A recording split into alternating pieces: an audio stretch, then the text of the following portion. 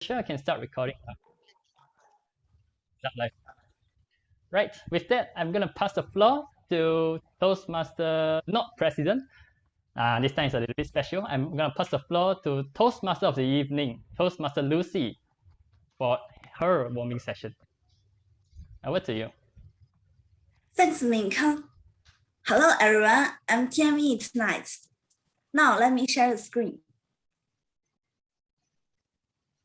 Yes, today our theme is Harry Potter. Are you excited? Now, I would like to ask you all some questions. The first question is, what magic you would like to use? Now, I would like to choose a lucky one to answer this question. I'd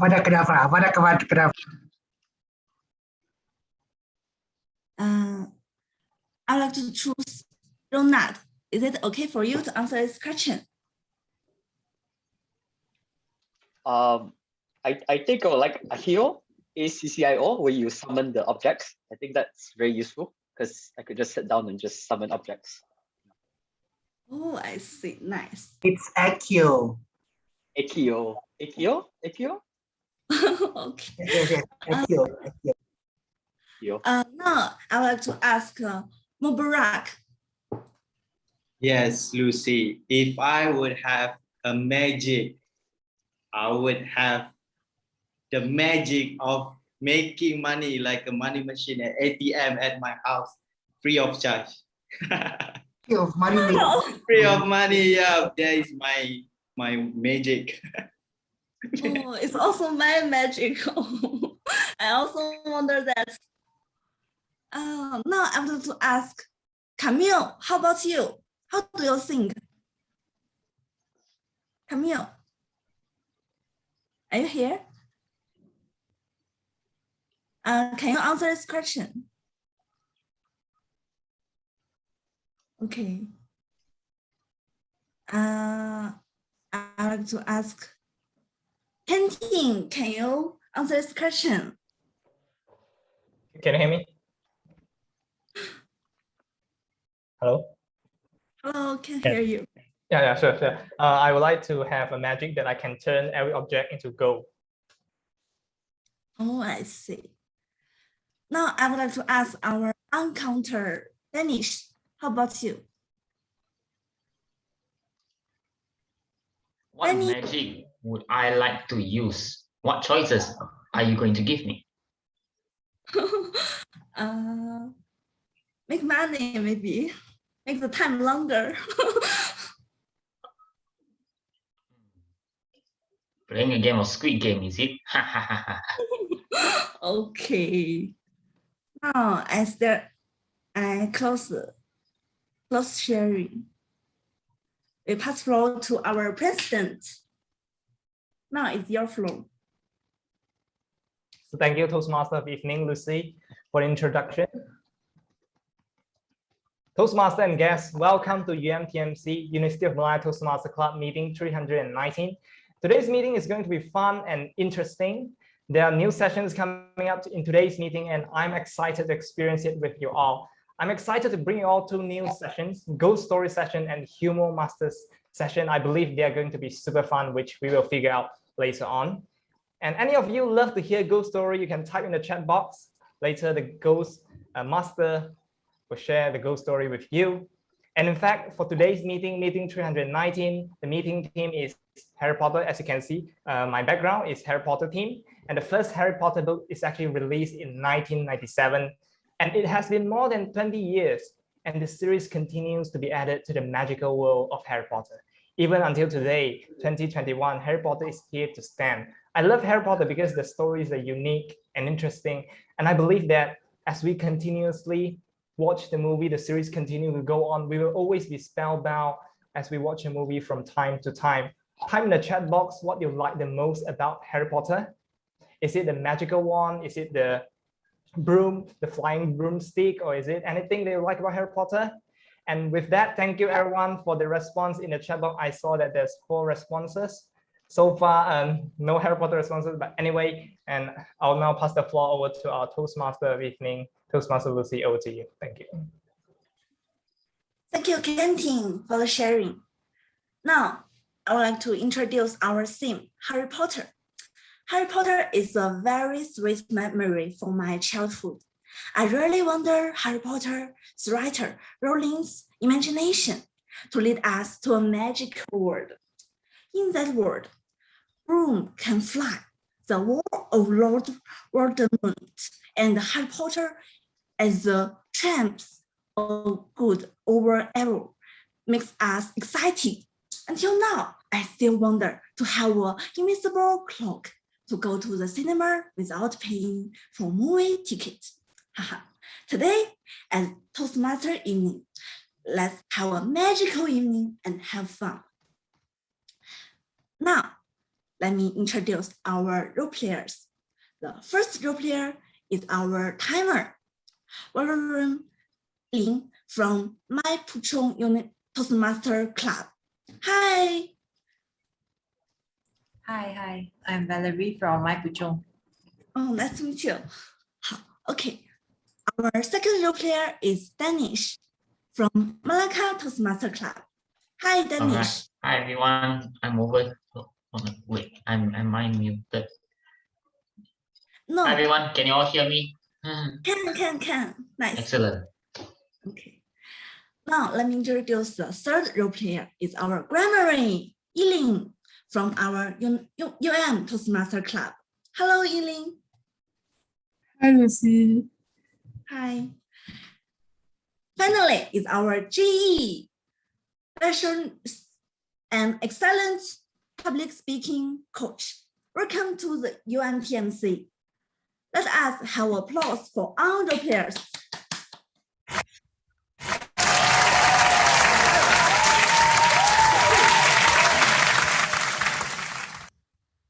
Now I pass floor to Yiling, our grammarian, to teach us the word of the day. The floor is yours, Yiling. Okay. Hi, everyone. Good evening. So I'm here to introduce you the word of the day, which is magnificent. The meaning is extremely beautiful, elaborate, or impressive. The second meaning of this word is very good and excellent. So there are two example usage of words that I will provide to you. Firstly, a dramatic landscape of magnificent mountains. And secondly, she paid tribute to their magnificent efforts. All right, so back to you, Lucy. Okay, thanks Yiling for the wonderful sharing. Now let's go for the mysterious journey. Do you love to listen some interesting stories? Here you go. I remember in my small age, I always scared to listen ghost story. Today, Harry Potter's magic makes me brave to listen the ghost story. Let's welcome Toastmaster Sharon to share his ghost story. The floor is yours, Sharon.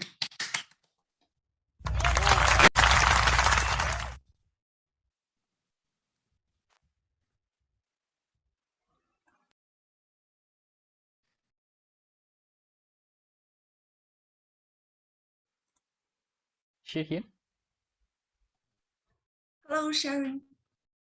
You are closing your mic. Hello. Hi, I cannot see your video. Yes, my video not on. Wait. Take your time.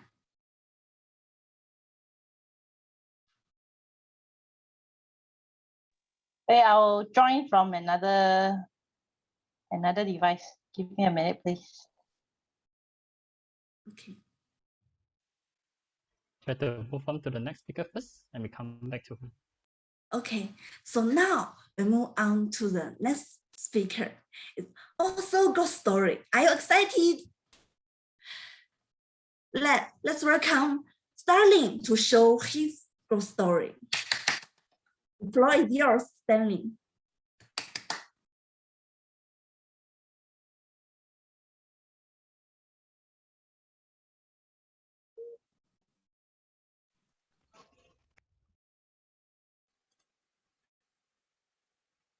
she here? Getting scary right now. It's getting scary. Maybe because our ghost is too mysterious. Your ghost story too spooky. That's why even the speakers also cannot be seen or heard. Okay, Sharon is back. Hey, Sharon is here. Okay, I'll start my story without visual. All right. There were two sisters. They went for a holiday with their boyfriends. So one day they decided they want to go for massage. And then they went around, and this holiday was in Thailand, by the way, in Phuket. And they went around the massage parlors near the hotels and also in town, but everywhere was fully booked because it was the holiday seasons and they couldn't get booking. So the younger sister said, it's okay, we go tomorrow. But the elder sister said, no, but I'm very tired. I'm so stiff all over. It's better if I can get massage tonight. So their tuk-tuk driver heard this and then suggested to them, you want massage? I bring you to massage. A massage a little bit far, okay? Okay. Then the two sisters look at each other, their boyfriends look at each other, then they decided, okay, why not? Since we'll give it a try. Plus, there's always safety in numbers, right? You go 4 people, better than you go 1 person. They reached the massage place. It's very far off. It's like a small kampong away from the city. And then they went in and they inquired. The masseuse say, all right, no problem, 4 people. They have the reservation. They have booking. They have no booking, so and they are able to accommodate. Then they went in to change. As they were changing, the younger sister heard a very loud scream. Ah! And then she rushed over to see her sister. And all she can see is her sister fainted on the floor. So they've decided to cancel their massage session and go back to the hotel with the fainted sister. And they went back. When they wake up the next day, the sister looked at the mirror and gave out this comment. Hey, how come my hair is so long? I remember having short hair before. And this younger sister was so scared. The hair on her hands and back all stand up because she knows her elder sister has never had short hair. So what happened? And the more they talk to this sister, the more they've discovered she is really not herself. She doesn't give direct answers to questions asked, but she goes into her own monologue. And this is when they decided to take a bit more drastic action. They went to see a local bomo in Thailand, one of the temples there, and asked, was a ghost possessing her sister? They went, and the bomo couldn't give them an answer, but they performed a prayer for her safety and also to appease any gods or any ghost. So they went there and performed the ritual, and after that, they quickly took the next flight home. Upon returning home, they discovered the sister was always sick. And then, before they knew it, the sister did something very strange. The sister tried to cut her hair short. And everyone in the family was so shocked because they know this girl loved her long hair. And before the damage was done, they bring her sister to their local bomo back home, not in Thailand. And this bomo was praying and chanting, and then he told them, your sister has been possessed by a ghost that was dead during the tsunami. And this ghost was looking for a body to live in. And then they asked the Bomo, how can we appease this ghost and let it go back to where it goes and not disturb us anymore? And I leave this story ending to your imagination. The end.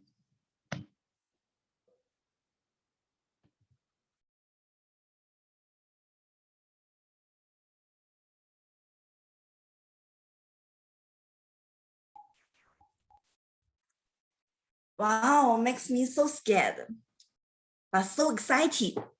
Even though I can't hear her scream, but I feel more scared. Oh my goodness. They're already falling in love with ghost story. All right. Do you want to listen one more ghost story? Here you go.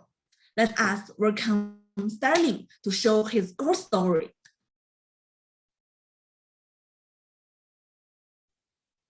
Sterling, Sorry, hello, can everyone hear me?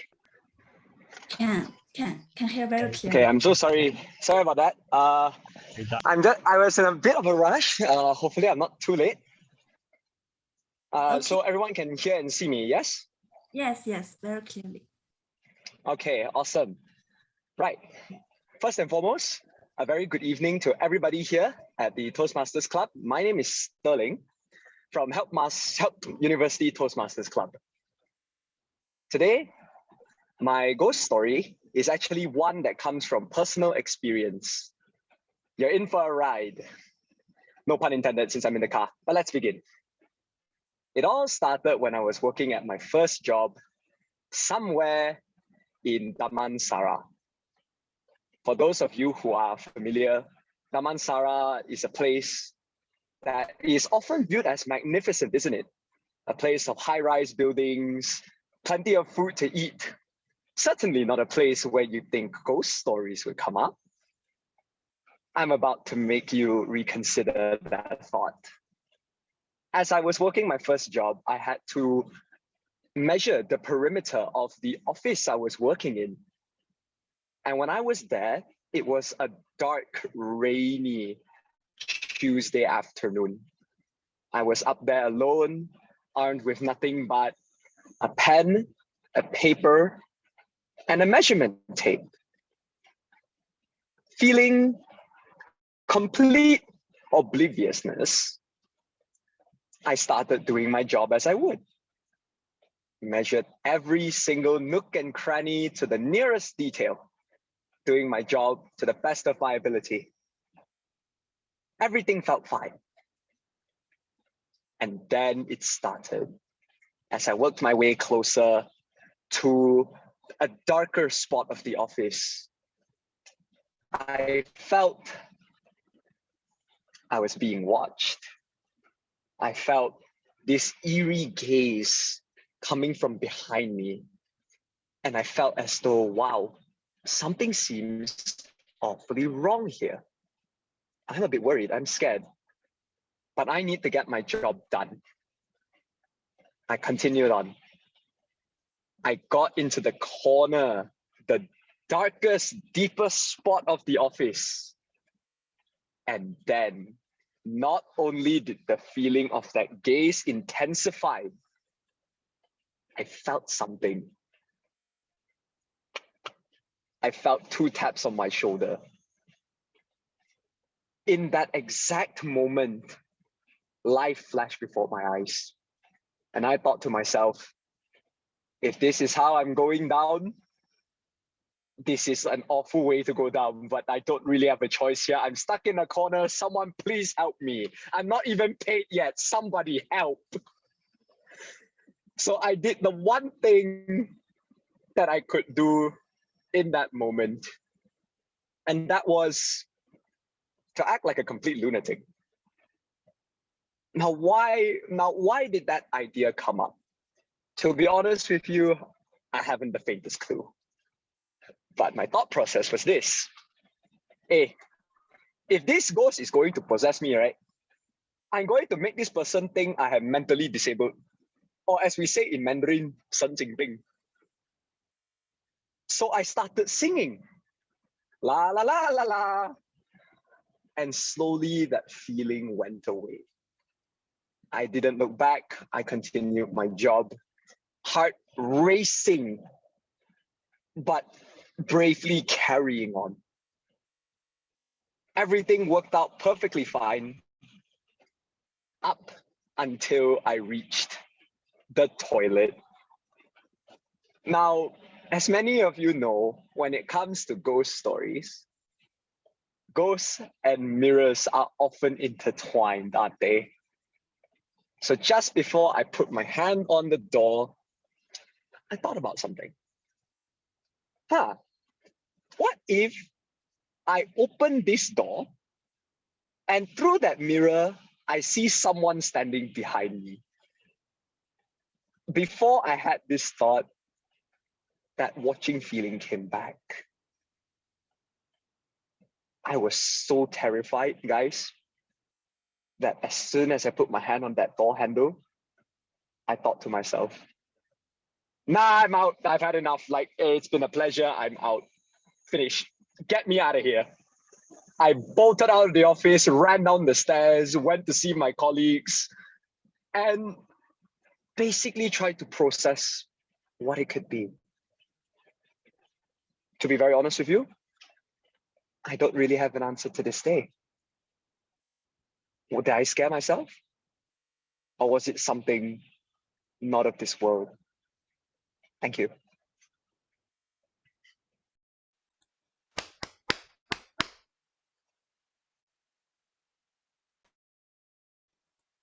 Muted. Lucy, you're muted. Wow, such an interesting ghost story. Let's give applause to Starling. Thanks for sharing. After listening ghost story, do you want to listen another style story?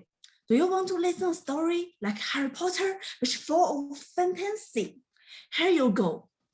Let us invite our fantastic story master Frank to share his story. The floor is yours. Thank you, TME. Now, everybody knows the story of a Jedi hero called Anakin Skywalker, who was seduced by the dark side of the Force to become the dark, serious new apprentice, Darth Vader. So I'm putting a little twist on the plot and rewriting the story of Star Wars Episode 3, The Revenge of the Sith. Anakin saw how corrupted the Jedi High Council. They are too deep in the politics. He also blamed the death of his mother to them. Because of them, his mother died. He begins his transition from a Jedi Knight to a Dark Lord of a Sith. After he formed a bond with the Chancellor Palpatine, also known as the Emperor. This is the story about the duel of fate that happened on a volcanic planet called Mustafar.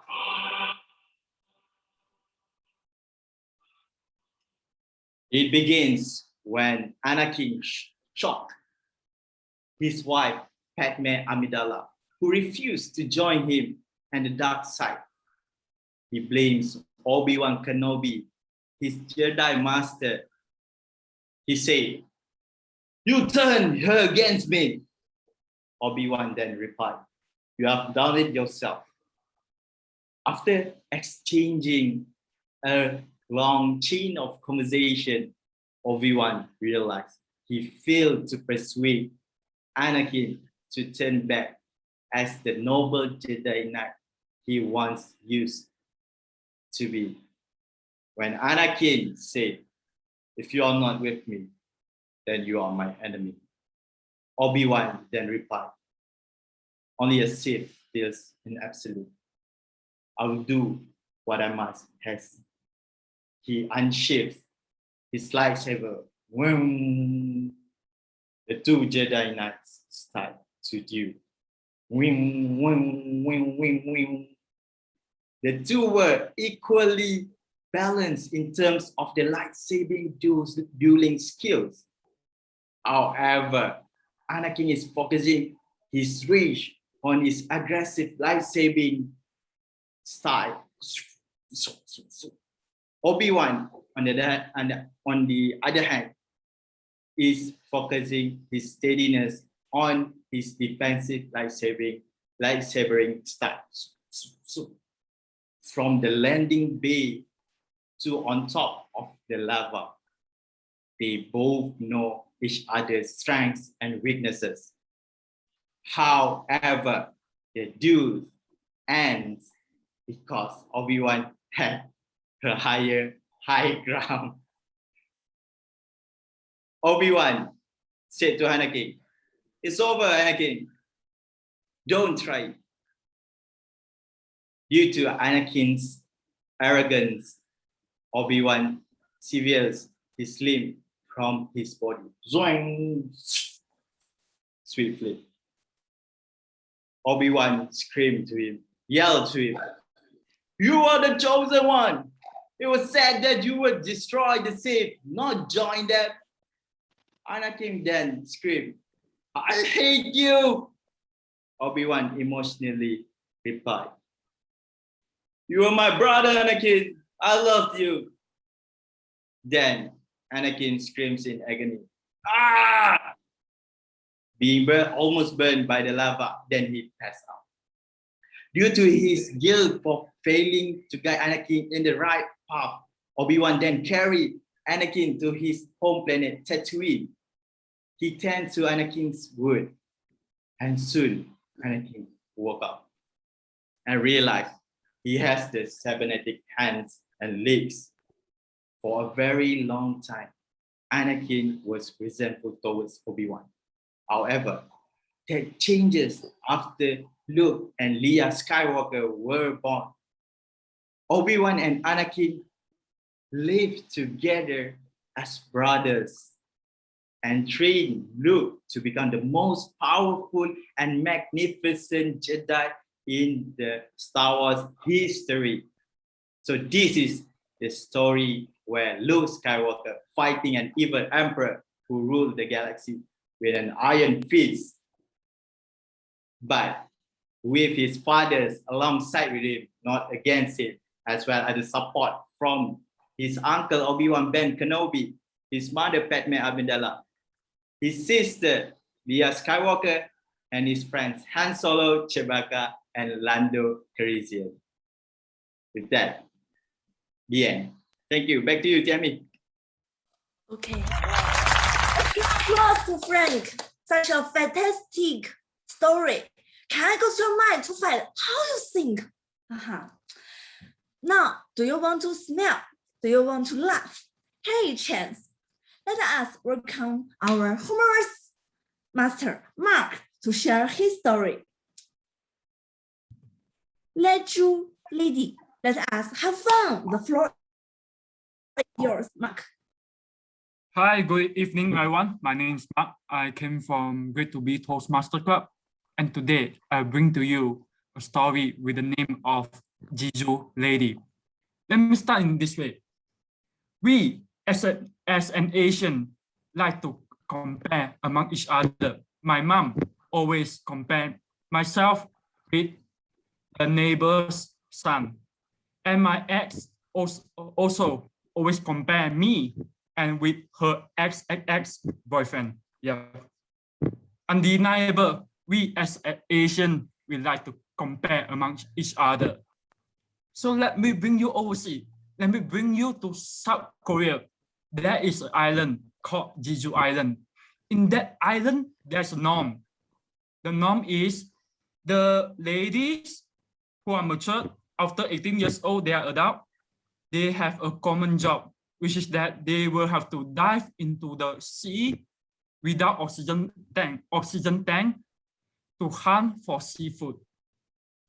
And this is how the story goes. There were three children sitting by the sea, and they start chit-chatting. The first boy, he said, "My mom, very brave, very talented. She can dive into the water without oxygen tank to hunt for seafood. She can dive into the water for 2 minutes. Then the second kid said, "My sister is better than your mom. My sister can dive into water more than 5 minutes. Really, man? Really? Yeah, 진짜, really." Then the third kid said, "You two, both, shut up. My grandmother dived into the water for about 30 years already. Until now, still haven't come up." This is how the story goes. And here I end my story. Back to you, TME, Lucy. Okay, let's give applause to Mark. Thanks for your homework. Stories is the medicine for our lives. When you are tired or depressed, you can listen to a story to make your life full of energy. Now, let me pass floor to the 𝐶𝐿, our table topic master. And also, you can vote for your best, your favorite storyteller. Poll is up. Cast your vote now.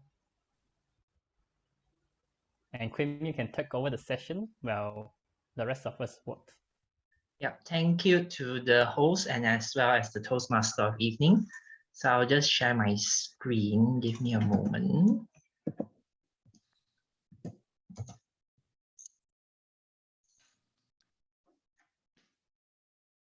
Okay, I think all of you can see it by now. I couldn't see it. Yeah, it's a black screen. That's why you couldn't see it. So welcome to UMTMC Meeting Toastmasters Club meeting 319. The theme is Harry Potter, and welcome to the table topics session. So for the benefit of the guests, table topics is basically an impromptu speech session whereby the speakers will have absolutely no clue what their topics that they will be speaking on right until the last moment. So here are a few things for you to consider when attempting table topics. First thing is, of course, the timing. Each speaker is allocated 1 to 2 minutes. Timer, if you will, green at 1 minute, yellow at 1 minute 30 seconds, and red at 2 minutes. Once you hit the 2 minute mark, you have an additional, you have 30 seconds to conclude and wrap up your speech before you are disqualified for going over time. And for the purpose of this meeting, I have created 2 magnificent sets of topics, and you can see them being the Muggle-born set and the Pure Blood set. So the difference between these 2 sets is that the Pure Blood set of questions, you'll see a very clear and distinct relation to the wizarding world of Harry Potter. So it will be good for people who have some knowledge of the wizarding world because you'll be able to appreciate and understand the topic better. But if your guest will have no clue what Harry Potter is, no worries, you can try to attempt the Muggle-born question where the topics are general in nature and need no knowledge of the wizarding world whatsoever. Now, regardless of whichever set you choose, you have full discretion to respond to the topic in any way you like. Whether or not you want to relate or connect it back to Harry Potter is completely up to you. And a simple guide to respond to table topics is to try to answer the WH word questions: your who, what, where, when, why, which, and how. So that is all I have to say. Does anyone have any questions? If you have, please unmute, because I don't think there's any question in the chat. So I'll give a 5-second silence. And the 5 seconds is up. So may I have 3 volunteers up front before I proceed? I'll go. Oh, 𝐿𝐸𝐿, volunteer number 1 is 𝐿𝐸𝐿. Any more? I see 𝐸𝐸𝐿. 𝐸𝐸𝐿 will be volunteer number 2. May I have the last volunteer? Guess any one of you would like to try? Because this is a guess as well. And who is the last person? I think I heard the voice, but I don't know who that is. It was me. I'm asking guests to join. Yeah. Oh, no, I heard another voice other than yours. Really? I asked guests to join as well. Oh, okay. Come on. It will be a very fun question. The topics are not hard at all. Oh, we have Yenny Sadeli. I hope I'm pronouncing your name correctly, but if I'm not, please correct me later on. All right. So the role of the method that we'll be choosing your question today is you being the student admitting or enrolling into Hogwarts, and you are now currently at the sorting ceremony. So may I have the first volunteer, 𝐿𝐸𝐿. Hello, can you hear me though? Can you hear me though? Yes, I can hear you. Okay. Loud and clear. Wonderful. All right. So being the first volunteer, I will, as the sorting head, I will give you the extra benefit to choose your house. And your choice will be. Naturally, I'm a Ravenclaw, but I always want to be a Gryffindor. Hence, let's go for Gryffindor. House Gryffindor. Are you a Muggle born or pure blood? Pure blood. Pure blood. Wise choice. Pure blood. So the topic for the pure blood is related to the character that you can see on the left, who is Professor Minerva McGonagall. So the topic is a famous line from her in the movie. Behaving like a babbling, bumbling band of baboons. Behaving like a babbling, bumbling band of baboons.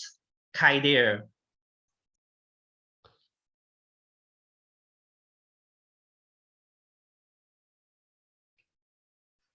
For guests who never watched Harry Potter, that quote from Professor Minerva McGonagall, babbling baboons, whatever, was actually pronounced when she was teaching Gryffindor students on how to dance for the Yule Ball during the Triwizard Tournament in Harry Potter and the Goblet of Fire. And she said that she needs to maintain the dignity of the House of Gryffindor. And she said, everyone should not act like a babbling baboons. You need to dance professionally during the Yule Ball to celebrate Christmas during the Triwizard Tournament. I really like that film, Goblet of Fire, because people actually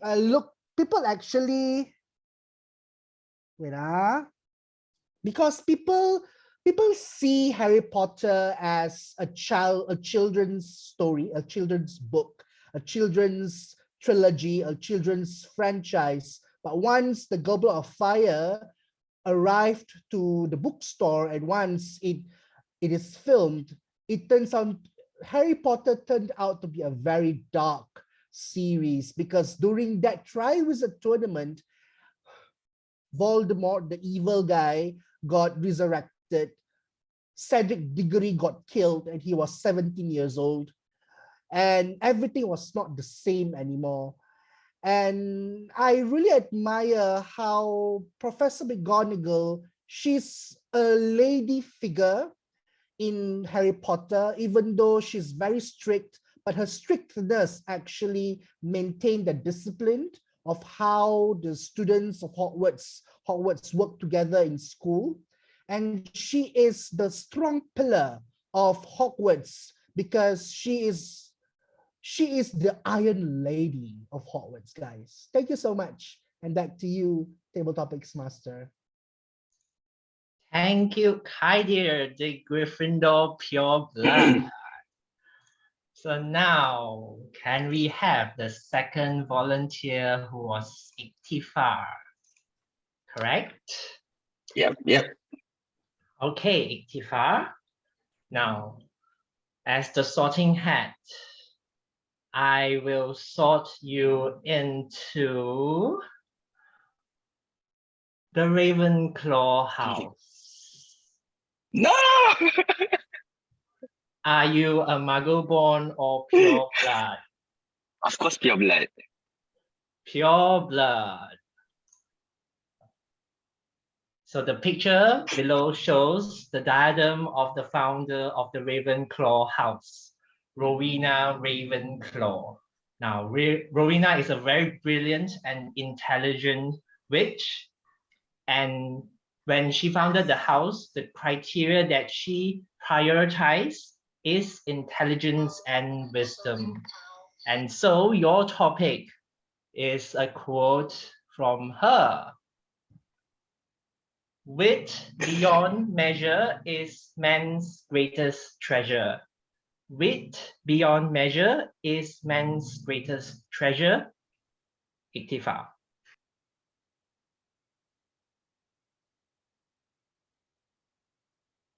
Let me ask a question before I start my topic.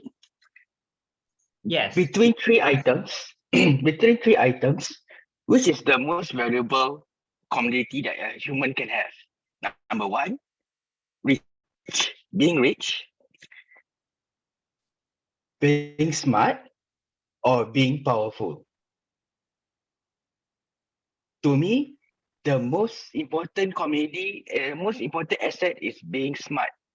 Because with smartness, you can get rich and also you can get powerful.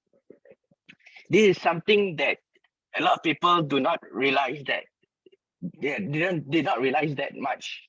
And of course, in our house, the House of Ravenclaw, smartness, wisdom is always a key priority. Because without any wisdom, nothing can be done, nothing can be achieved. This is what our founder, Rowena Ravenclaw always stress on the house. And I tell you, as an ex-student of Ravenclaw, it is really a good opportunity and a good time that I studied in Ravenclaw. As every time when we want to enter our classes, whenever we want to enter our dorms, we have to answer riddles. And the riddles can be a short one, a hard one, an easy one, but every time we will always have to answer a riddle. I remember there's one time when I was studying there, I didn't know the answer for the riddle. So I had to spend like 2 hours thinking about it. And it's really, really tough being a Ravenclaw because you are the highlight of the school. And a lot of students will come and want to learn from you. And seriously, being smart is a key benefit. I mean, like you have Harry Potter who is only courageous and no one cares. And then look at Gregory, he died because of his being brawny. And being smart like Hermione, we always outlast and outlive the rest. That's it for me. 𝐸𝐻𝐻𝐿. Thank you to the pure blood Ravenclaw 𝐸𝐻𝐻𝐿. So now, may I have the third volunteer who was, what was the name again? So sorry. It was Yenny, correct? Was it Yenny? Yeah. Yes, Yenny. Now, based on your looks alone, I will sort you into Hufflepuff. Okay. Are you a pure blood or Muggle born? Muggle. Muggle born. Now you see the picture is the room of requirement, which is a room whose door will only appear when you proceed or complete certain set of criteria. Now, the other name of the room of requirement is known as the come and go room. And so your topic will be come and go. Come and go, Yenny. Come and go. Let's go to the room. Just need to be careful when you want to go to the room. You need to come at the right time. I do remember I watched Harry Potter, but it's a long time ago. And I do remember when some of the people go to the room in order to find the book, if I'm not mistaken. Why they need to find the book?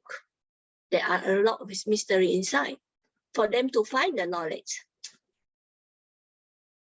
But you need to understand in life, there are certain things that you need to know. There are certain things you don't need to know. Sometimes you may think that you need to know now, but you never know. If you know it now, whether are you able to handle the truth or not? Is it at the right time or not? And is it useful for you or not? How they work together, Harry Potter. I remember Harry Potter itself, Ron, and the lady with the red hair, Hermione. And maybe I don't know how to spell the name correctly. They work together, and there is another person, and they can achieve their goal by working together, as they all have their own strength, and they are as loyal. They are just, they are loyal to each other. They complement each other, and that's how they can achieve their goal for the good thing. So be a just person and be loyal to the person, either to your friend or to your family. Back to you.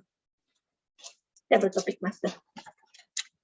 Thank you to the pure blood, the Muggle-born Hufflepuff, Yenny. It was a great attempt. I think considering we have an extra time, may I have the next student to get sorted into their houses.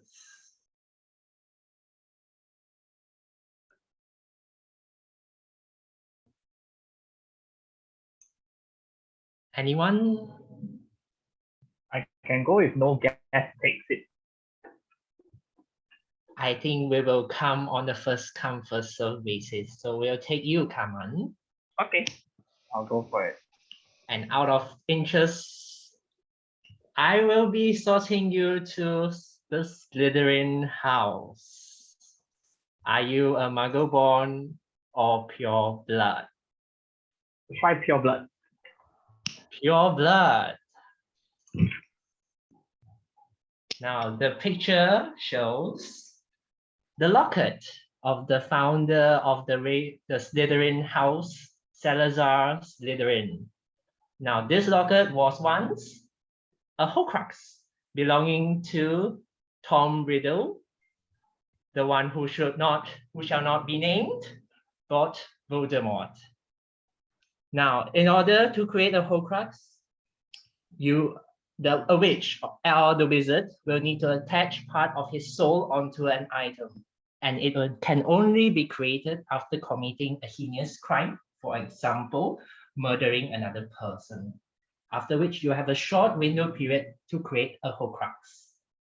And so your topic to the pure blood Slytherin, your topic is my Horcrux. My Horcrux, Kaman.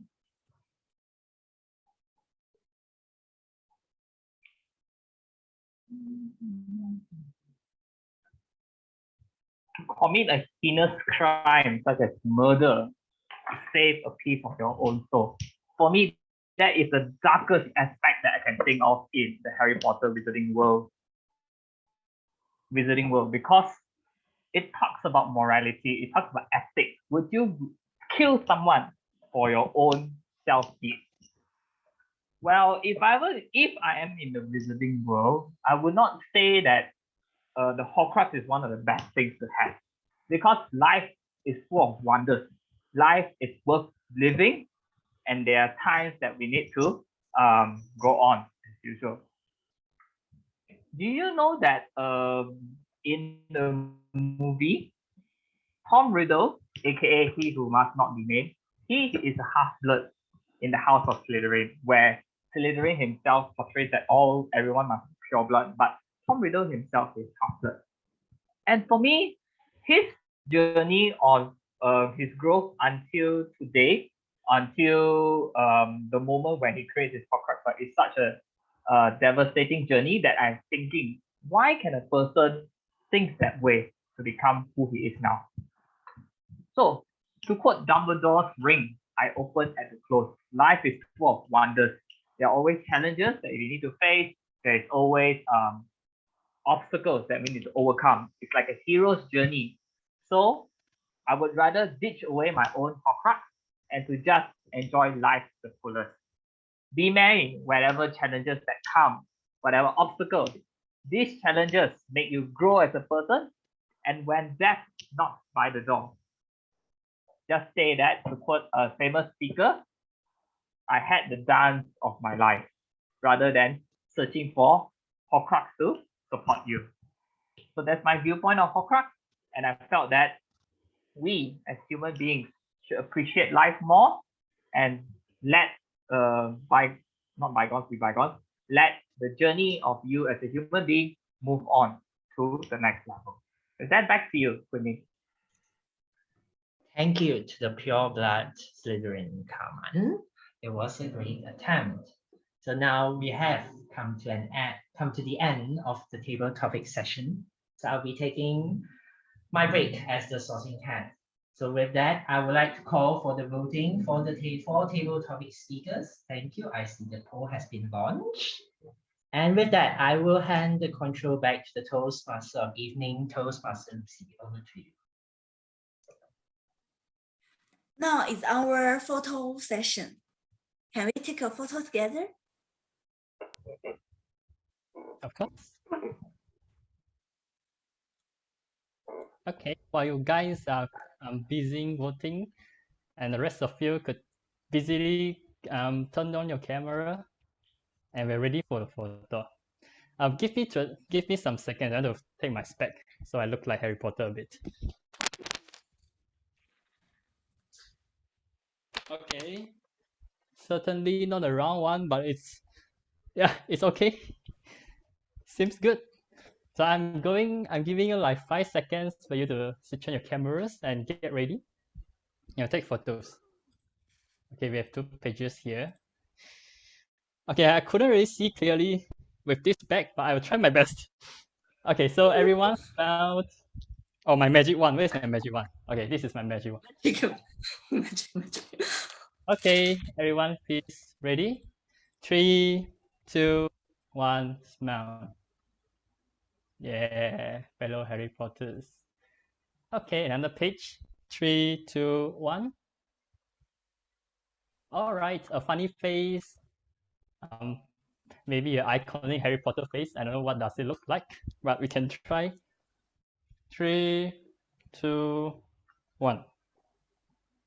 3, 2, 1. Okay, that's the end of the photo sessions. Finally, I can take off my spec.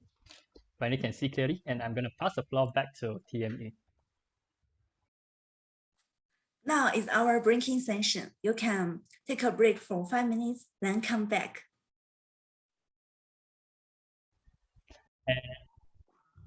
Yes, thank you for that, Joshua. And before this, just a quick reminder, if you are not talking, please keep yourself muted. And feel free, and also you're encouraged to switch on your camera in order to give support to the speakers and also the meeting itself. And with that, I pass the floor to TME, Lucy. Hi, everyone. Now we go back to continue. The next session is our project speech session. Our first speaker is Kenting. His now is for level 2, understanding your communication styles. His title is Hate Reference. Now, I would like to pass to his evaluator, Camille, to read his purpose statement. Thank you so much to our Toastmaster for the evening. To our Mr. President, he is going to attend the level 2 pathway project, understanding your communication style. Here are your purpose statements. The purpose statement of this project is for Kenting to learn about different communication styles and identify his primary style. The purpose of this speech is for Kenting to share the impact of his style on others. Good luck, Kenting. Back to you, Toastmaster. Good evening, Lucy. Okay. Now let me introduce Kenting's speech. Kenting would like to share a reflection on his personal thoughts on communication through real-life experience. Now, the floor is yours, Kenting. Good luck to you. Thank you, Lucy. I'll share my slide. The timer, please wait for a while. Where's my slide?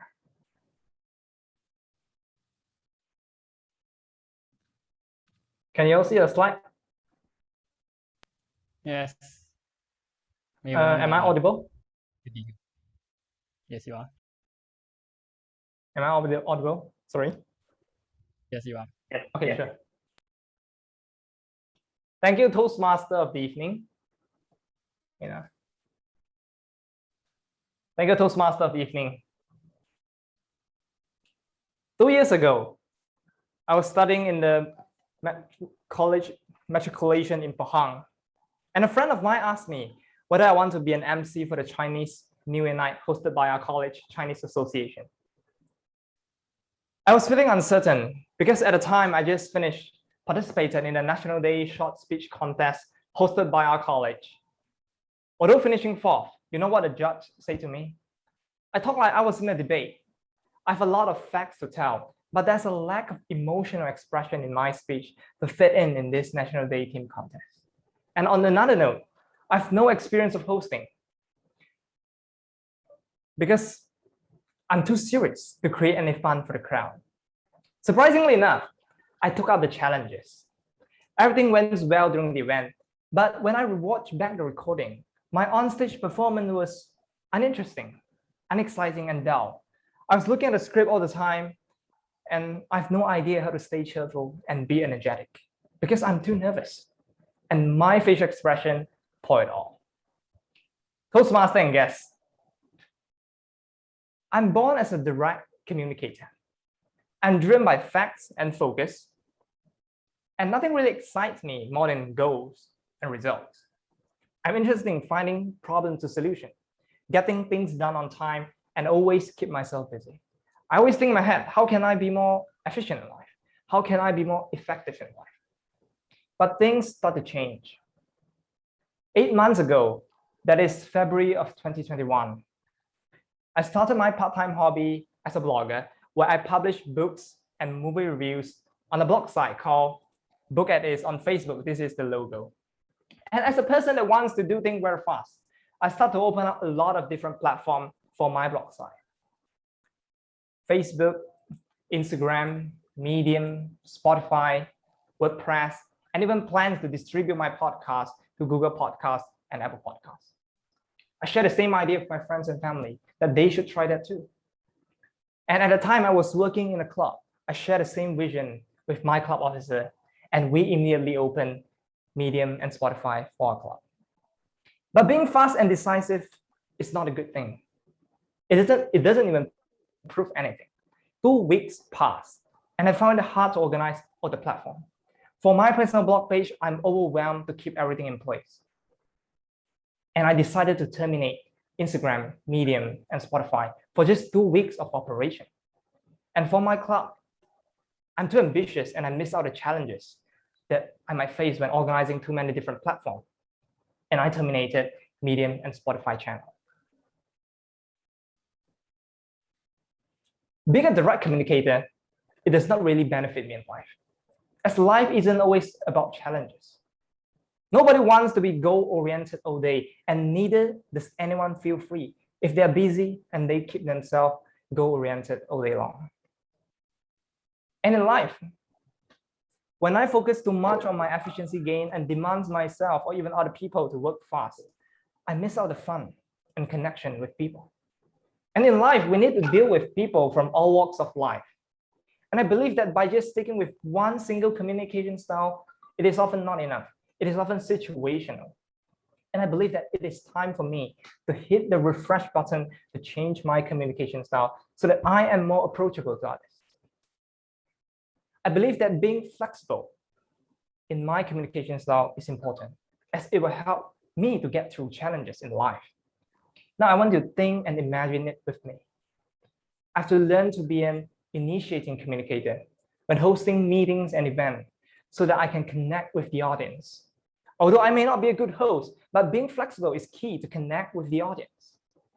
I have to learn to be a supportive communicator and be patient and empathetic when I know sometimes people may have difficulties to get things done on time due to having other personal commitments. And sometimes, I have to learn to be an analytical communicator when making decisions and solving problems, being a bit of a perfectionist, keep us more functional and ordered. This is a refreshing thought for me. Being a direct communicator does help me to get things done fast and stay efficient in life. But I believe that we as humans need to find a balance, no matter if we are a direct communicator, initiating communicator, supportive communicators, or even analytical communicators. We should not go to the extreme. Being flexible in our communication style is important, as there's no one-size-fits-all communication style that can benefit us the most in life. But there's always a flexible communication style that teaches to be empathetic, friendly, and steady, that can positively impact us the most in life. Thank you. Back to you, Toastmaster evening, Lucy. Such a wonderful speech. I really like your speech, Kenty. Now, let us move to the second speaker, 𝐿𝐸𝐞𝐿. Now, let us invite his evaluator to read the purpose of statement. Thank you, TME Lucy. Now, I'm the evaluator for 𝐿𝐸𝐞𝐿. The purpose statement of this project for the member to present a speech on any topic, receive feedback, and apply the feedback to second speech. And the purpose of this speech is for member to present a speech and receive feedback from the evaluator. Thank you, and back to you. Good luck to you, Sean.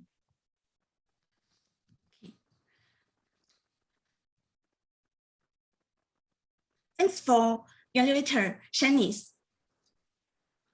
A day in a life of molecular magician. This is his speech title. Now I would like to introduce his speech.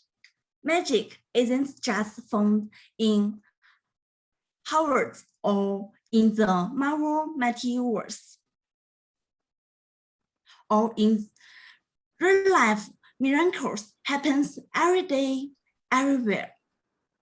With the help of science and tiny molecules we call atoms, to perform the works of Mother Nature in creation, healing, and restoration. Now, let's welcome 𝐿𝐸𝐞𝐿 for his speech. Pass to you. 𝐿𝐸𝐞𝐿, good luck to you.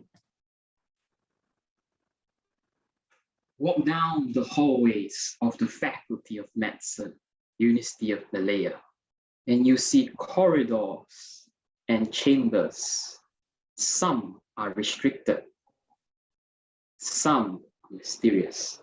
However, I have the pleasure of knowing a few molecular magicians accomplishing magnificent and meaningful sorcery. And who am I in this story? I am a merchant that offers potions needed to perform such sorcery. Not the type that opens a cloak and enters a bulk of bottles of potions hanging on my sleeves. I sell tiny vials of potions containing minions known as enzymes. And we use and genetically modify our gut bacteria to produce these tiny little enzymes to enable a molecular magician to perform his sorcery. These enzymes, imagine them as tiny little minions. And to give perspective, if you were the size of an enzyme, a strand of hair with its thickness or thinness would be a 2-kilometer walk for you. That's how small an enzyme is. So how a molecular magician can perform magic with such tiny minions? I'm here to share 3 stories from 3 magicians using it to fight against COVID, to heal cancer, and of course, to monitor environmental pollution. The first magician that I serve has a keen ability to protect himself. So before he does his work, he will cast this self-protection magic upon himself before he starts his work. And as he extracts the COVID-19 virus, he would use a spell called proteinase enzymes to remove the COVID protein code, leaving its DNA vulnerable for detection. But COVID is just as invisible as its threat. In order to detect it, the magician would use another spell called thermus aquaticus DNA polymerase to grow this dangerous fragment of the DNA to be a size so huge that even our machine could detect it. Now that is one of the many sorceries that you can perform. Apart from using enzyme to detect COVID, the second magician that I happen to know is a mice whisperer. Don't tell anyone, he talks to mice. Now, what would he do in his chamber of breeding mice? He believes that nurture always prevails over nature. Your DNA is not born, you're not destined to have a fixed life or health, but you will have the ability to nurture and to change your lifestyle. This means a person that has a high risk of cancer due to family history can actually change their lifestyle by having better food, better lifestyle. So he does his magic on his mice friend, subjecting identical mice on different conditions, proving that environmental factors and how you grow the mice actually turn the mice into a healthier mice. Now that is the story of the mice whisperer. What about the third magician? The third magician, he is an all-powerful magician. He is able to cast a spell that unleashes multiple seekers into the environment to find known and unknown genes in the sewage of our wastewaters. The spell is called sequencing library, and it's how the spell seems. It sequences every single known and unknown genetic pool that is found in our sewage system. Now, with every single DNA curated, the magician would know if our sewage system has any dangerous bacteria being infected into our drinking water and into our bathroom. Imagine if the works of this magic is not being performed on our sewages, we may be showering on water contaminated by, for example, COVID-19. Ladies and gentlemen, this magic is certainly not a fairy tale.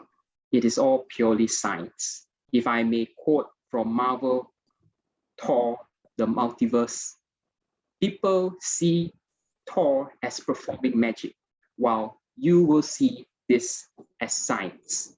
In science, many things were being performed as though they are miracles, but these are magicians that managed to harness the power of Mother Nature to create, to heal, and to restore the balance in the realm of human beings. It is amazing that something this small, called an enzyme, can make so much of a difference to us humans and also the world. Such miracles are nothing short of magical, magnificent. Hence, to the many molecular scientists out there, you are the real life Gandalf, the white wizard hero in the white lab coat. With that, I pass it back to you, Toastmaster B. Let's give applause for Shanking for the wonderful speech. I can't imagine before how so magical for the molecular. Now, I want to pass floor to our third speaker, Joshua Lin. His speech title is My First Type of Hero. Now, I want to pass floor to his evaluator to read for the purpose of statement. Thank you, Toastmaster Lucy. So, Toastmaster Joshua, the purpose of your project is for you to present a speech on any topic and receive feedback and apply the feedback to a second speech. And the purpose of this speech is also for you to present a speech and receive feedback from the evaluator. And that's it from me. Back to you, Toastmaster Lucy. Oh, thank you. I'm a fan of superhero. Joshua also a fan of superheroes. And today, he would like to share his favorite types of heroes. What kind of hero attracts him? Let's find out. The floor is yours, Joshua Lin. Hi, can you guys hear me? Yes, very clearly. I am a fan of superheroes. I like Marvel superheroes. I like DC superheroes. And my favorite one is Spider-Man. Fellow Toastmasters, there are many types of superheroes. There are types that can fly in the sky. There are types that can do magic. And there are types that are so rich that they can build their own suit and save their city from dangerous threats. Today, I would like to share 3 of my favorite types of superheroes. Number 1, I like the type of superhero that I can relate to in daily life. I like Spider-Man, not just because he has the cool red and blue suit. He can shoot webs, he can crawl on walls. But what I like most about Spider-Man is that he has personal problems in his daily life too, such as spending time with his loved ones, juggling normal life with superhero life, paying his bills on time, as well as going to work on time. And way before he even got his superpowers, he was a nerd. He loves science, doesn't have much friends, and always gets bullied by his classmates. Similarly, I myself am an introvert, so I understand how hard it is to socialize with others. Although I do have a few friends, I also love science because it's interesting. It teaches me how life works through it. And that's why every time when I read Spider-Man's origin stories, I feel fascinated about it because despite being a superhero, he's just like a normal human. He's like a normal human who has stress in his life, mentally and physically. My second type of superhero is a hero with intelligence. For example, Iron Man. Behind that suit of armor is a genius, billionaire, playboy named Tony Stark. Now, Tony Stark, he managed to build an arc reactor in a cave from a box of scraps. How is that possible? That's because he is intelligent. He can use as little materials as possible to build something great out of it, to create a nuclear weapon. And that weapon saved his life from the terrorist cave and bring him back home to America. But what's more is that his genius doesn't just end there. His genius continues on every time when he upgrades his suit. For example, the Mark I suit. The Mark 1 armor wasn't able to fly that long. And so he upgraded. The Mark 2 suit can fly as long as he likes, but he can't withstand the coldness. Then he created Mark 3, which can withstand the coldness and has extra weapons in his suit, and so on and so forth. What I like about that intelligence of his is that it managed to motivate me, as I myself am an engineering student. So I need to have a certain intelligence to choose the suitable electrical components to create a robot, because his intelligence motivates me to be like him as a successful engineer. And now, my third and final type of superhero is a hero that has compassion towards his enemy. We've all watched Ultraman one point in our life. I remember when I was a kid, every time I watched Ultraman do his famous cross-hand laser and blast the monsters, I was so happy and say, yeah, the monster was defeated. But as I slowly grow older, I start to pity those monsters. You think about it, Ultraman has hands, they can punch, they have legs, they can kick, and they have this ultimate laser blast that can instantly kill you with one hit. Whereas the monster have short hands. How do you expect them to attack like this? So then I met a kind Ultraman, and that Ultraman is called Ultraman Cosmos. Now, Ultraman Cosmos is different from the other Ultramans. Instead of killing them instantly, he saves them with sparkles, and that sparkles calm down those monsters. The next time when Ultraman Cosmos was in danger, those monsters that he came back to save him.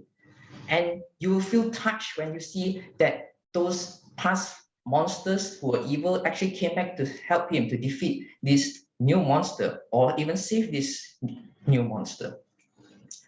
What I like about this compassion of his is that he doesn't end violence with violence. He ends violence with kindness. And kindness can bring peace, ending conflict, ending further conflict in the future. Well, now that you guys know my favorite types of superhero, perhaps you can suggest to me superheroes that is in line with my preference. For example, I say I like a hero that is intelligent like Iron Man. So perhaps you can suggest to me, say, Hermione Granger.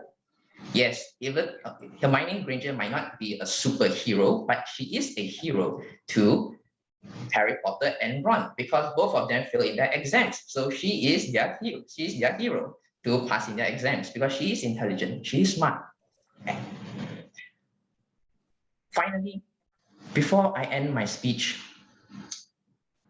one thing I want you guys to notice is that if people do ask you, what is your favorite type of superhero? Well, you cannot only don't just try to limit yourself to the physical appearance or their superpowers, but also try to point out their behaviors, their attitudes, because those are interesting things too. Like humans, don't just focus on the outside, but also focus on the inside. And that is all from me. Thank you. Wow, let's give a applause for Joshua for his interesting speech. You know, I also like superhero. I also like Spider-Man. Now, we pass floor to our fourth speaker, 𝐸𝐸𝐿. 𝐸𝐸𝐿 currently doing his level 2 effective body language. His title is Circles on a Bike.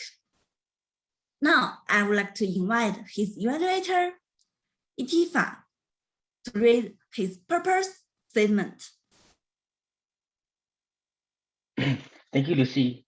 So, 𝐸𝐸𝐿, you have to remember that the purpose of this project is for you to deliver a speech with awareness of intention and unintentional body language, as well as to learn, practice, and refine how you use non-verbal communication while delivering a speech. Good luck to you. Back to you, Lucy. Thank you, Itiva. Today, 𝐸𝐸 is going to share 3 tips on how he worked better and made his life easier in the midst of high workload and distraction from everywhere. The floor is yours, 𝐸𝐸. Good luck to you. Mic test. Can you hear me clearly? Yes, yes, very clear. Yes, 𝐸𝐸.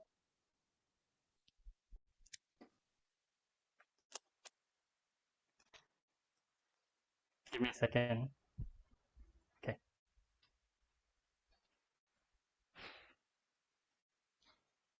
It is not too hard to juggle the ball. In this case, socks. All you gotta do is just throw, catch. Throw, catch. Pretty simple, huh? 2 balls or 2 socks. Okay, it adds a little bit difficulty, but it's still manageable. Throw, throw, catch, catch. Throw, throw, catch, catch. Oh, I almost failed. 3 balls or 3 socks. This is where it gets a little bit tricky. How do I do this? Throw, throw, throw, catch, catch. Okay, I couldn't do that. Certainly, I'm not a circus who is capable of juggling 3 balls or more balls at the same time, cycling on a bike, performing on stage, showing to audience. I'm not that high level. But it is pretty simple to juggle with just 1 ball, right? I believe every one of you can do it. All you have to do is just focusing on that ball and catch it perfectly. Sometimes it's hard to do things great if you want to do a bunch of things at the same time. Sometimes, if you couldn't do things great, you feel a little bit depressed. You feel a little bit wasted of time. Madam Toastmaster, fellow Toastmasters and guests, and my fellow multitaskers. This is exactly what has happened to me over the past 3 to 4 weeks. I was trying to juggle too many balls of socks at the same time. And I get lost sometimes. Because I'm now currently in my semester break, I wanted to do great things. So I pick up a lot of stuff. I join hackathon competitions. As a VP of these clubs, there's a lot of work to do. And I teach tuition to earn some money and a bunch of other things. And I get lost. So I took a step back and I evaluate myself. Does doing great things mean doing a lot of things? And the answer is no. Doing a lot of things doesn't guarantee you to do things great. And what I wanted to do is to do things great. So I take a step back and really ask myself, how could I fix this? How could I mitigate my daily life so that I could just focus on what I wanted to do? So in this speech, I will give you 3 tips that I've applied to my life over the past 2 weeks that I found the result was magnificent. The first tip is regarding notification. Yay, think. So notifications. Ever wonder why we are so tempted to look at our notifications every time? I have no idea, unfortunately. But what I do know is that certainly there are many types of notifications. Top priority messages, all the way down to rubbish messages.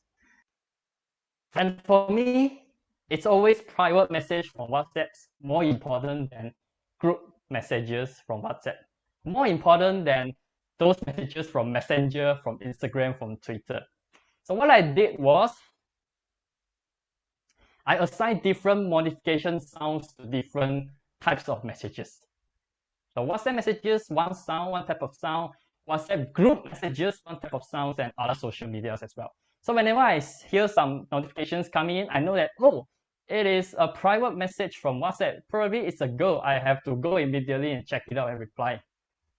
And whenever I see another type of sounds coming in, oh, I know that it's probably Ravi's message from unused group in a long lost group in WhatsApp. They're just spamming in. So I don't have to look at it. And it really helps me, really helps me in doing the things I do without being distracted by all sorts of notifications. That's number one tips that I've applied. Number two tips is about time management. So before this, a quick question. Do we all agree that it is always hard just to ignore, or it's always hard not to see something which is big in size? I know what you're thinking, but I'm talking about clocks. So these clocks, together with my clocks, you can see at the back, I bought two clocks just to put it in my room. So whenever I'm facing, I'm constantly checking the time. You might be wondering, oh, we have clocks in our laptop, we have clocks in our phone, we have clocks, we have time everywhere nowadays. Why do you still need this lousy old-fashioned physical clock? And I'm gonna tell you, this is entirely different. So this clock is obvious enough that I check it every single moment because I put it to side, right? So whenever I look up, I will see time. Whenever I look back, I see time. And it creates a really different effect for my daily life. I suddenly feel like 24 hours is no longer a very short time. 24 hours feels longer than me when I started to use this clock. So I highly encourage that if you wanted to try this, is a very good. Get as big as possible because we all like big things. I'm talking about clocks. Okay, that's tip number two. The last tip I'm going to share is tip number three. Different devices with different purpose. I used to do a bunch of stuff, or actually I do a lot of things on my solely one mini computer, this computer. So I watch different types of videos, couldn't tell you which type. I did different types of documents and I reply different types of messages. And I found that sometimes it is so distracting when notification pops up, when suggestions of next Netflix film pops up, that I couldn't restrain myself in clicking it and it distracted my work. So what I did was, this tablet, this one tablet, is solely for reading. Nothing is inside except books and magazines. So whenever I pick up this, I know that I'm about to read. And my laptop, this laptop, has no notifications at all. I turn off all notifications, and those notifications go to my phone. So my phone is like a mini hub for all my notifications. It's like a garbage collector, except it collects my probably some garbage notifications. So I can take a look at no notifications at the same time. And when I'm working on my computer, I make sure that there's no distractions coming, no popping up, no suggestions, and nothing. Okay, ladies and gentlemen, these are my 3 tips I have applied to make my life easier. I'm curious to hear how you guys manage your busy lifestyle, your busy schedule. Probably you can type in the chat box and we can learn from each other. And my fellow multitaskers, I hope you aren't multitasking right now because I'm about to finish my speech. I just have one quote for you. Everyone could do great things. Everyone could do great stuff. But it's not about multitasking. It's not multitasking. It's about doing one thing at a time. It's about juggling with one ball at a time and doing it great. Toastmaster. Wow, thanks 𝐸𝐞 for the amazing speech. You know, this time 𝐸𝐞 don't have script, but he still do the best. I think this time 𝐸𝐞 did the best speech during his Toastmaster journey. Thanks for 𝐸𝐞. Now, I would like to introduce our general evaluator because we need to pass the session to the evaluation session. Our general evaluator, Shanish, he is the public speaking coach. It is an honor for our club to invite him to be our GE this time. Hello, Shanish. Are you here? Hi, can you hear me? Am I audible? Yes, yes. Nice to meet you. Awesome. Now, I would like to pass floor to you, our awesome GE. Thank you so much, Toastmaster of the evening, Lucy. Good evening, everybody. My name is Dashan, and I would like all of you to give a great round of applause to Lucy for being an awesome Toastmaster of the evening so far. Thank you. All right, great. So now comes the third part of tonight's session where we do the evaluation.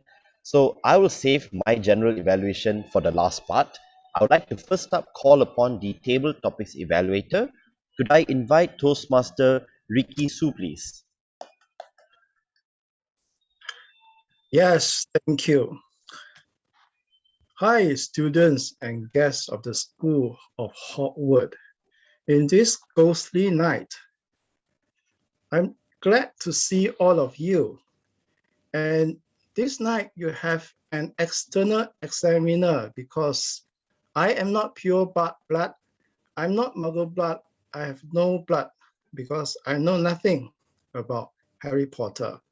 But that is good because I'll be neutral and I'm going to examine all the 4 students. The first examinee, I mean speaker, 𝐶𝐤𝐿, you have been reminded to behave like a bumbling band of baboon. Lots of wisdom over there. Now, I think that you have helped me and also the other guests to understand what this quotation is about. Because you explain about it so that I know the background. And by doing that, you also related to what you wanted to say later. So you talk about what it is, how it came about, and most importantly, your feeling, that is your admiration. I think that you could have a little more concrete conclusion. And I know time was running out, that's why. Otherwise, if you have more time, perhaps you could relate to the audience life, what the statement could mean to us, how we can apply it to behave better in our life. So should I pass you or fail you? Knowing that you have very good, impeccable English, not like me, I'm going to pass you. Congrats, 𝐶𝐤𝐿. Second student, 𝐷𝐞𝐿, you have positioned yourself as an external student. You are a senior and I expect more from you. You are very smart. You engage with the audience right away from the beginning by asking questions. Rich, smart, or powerful? Then you answer your own question. Of course, smart. And that brought you to the topic you wanted to talk about. You have great storytelling skills, explanation, and also impeccable English. I just wish that you could optimize the use of your screen even more by showing the full of your head like this, at least, half your body if possible, so that I could see your hand gestures, which you have shown.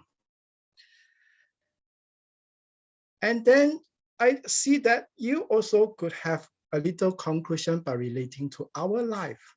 But in view you have great storytelling skills, I'm going to pass you also. Congrats, 𝐷𝐞𝐿. The third student, Yenny, you are the first muggle blood. Come and go. You repeated the question. That is a smart way of buying time. Then you ask some provoking question and also give some statement like go. Then you need to come at the right time. There's a lot of wisdom there. And you also talk about checking our life, whether it's useful or not, something like that. I like that you are the first speaker to have a more solid conclusion because you summarize by saying, we just be loyal to our friends and family. And I see a lot of wisdom in your speech. I just wish that you could focus your eye contact more on the audience. We are at the back of your camera. So instead of looking left to the right, you could focus at the camera itself. In view that you have a great conclusion, I'm going to pass you also. Last but not least, my good friend, Carmen. I didn't expect to be your examiner today. Your topic was my whole class, something I totally do not understand. So you are going to make me understand. At first, you talk about your feeling, something like killing, something like morality that opened my eye. You talk about a movie, and you come to some explanation. Life is full of wonders. I see that you have given your view, be merry and challenge ourselves, and a conclusion as well to appreciate life and move on in our journey. What can I say about you? I just find that sometimes you could be a little too close to the camera, maybe because of your wire, or maybe because you wanted us to listen to you. So if you could distance away a little yourself from the device, I think that would be greater. I very much would like to fail a student today, but I have no choice but give you a pass also. So great news, students, all of you passed with flying color. And the biggest room of improvement in the realm of magic is the room for improvement. Back to you. Thank you, Ricky. Let's give him a round of applause for that magnificent evaluation. Thank you for that. Now moving on, I would like to call the first speaker's evaluator. Could I invite Toastmaster Kamun, please? Thank you so much, Mr. General Evaluator Darshan. I tried to craft my evaluation based on the Harry Potter series, but it's very difficult, but I'll still do my best. Now, when you deliver a speech, you remind me of the Harry Potter character Hermione Granger. Why I say so? Because you are full of intelligence. Just like Hermione, you are a very vocal, yet a mature speaker. Why I say so? Here are a few aspects that I really like about your speech. Number one, just like Hermione, who always arranges her stuff properly, you arrange your speech in a very proper manner. You talk to us about your communication style, which is direct, and you added 3 C's in your speech. Character, which is you yourself facing the challenge, facing a moment. Challenges, what are the challenges that you face? As well as conflict, what are the questions or monologues that happen inside your mind when you deliver a speech? So it's very organized and I can follow your speech really well. Just like Hermione, she focused a lot on her presentation as well. And you did that in your speech really well. Number one, you dressed up appropriately with a coat. To emulate you, I also dress up a coat as well. And number two, you are the main show. The slides are just assisting you, just like a wand, but you are the main show. That shows how, because you tell us, you explain to us about your story, your progress, and you make yourself as the main character rather than the supporting role. The third thing I like about your speech is on how the way you move. Just like how Hermione talks gracefully and moves with pace and pace with when talking to a friend, you can think when you deliver a speech, you have very confident body gestures.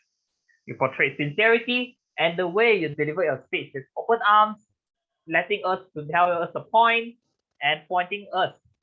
Those little gestures let us know that your message is delivered clearly. So I really like about that.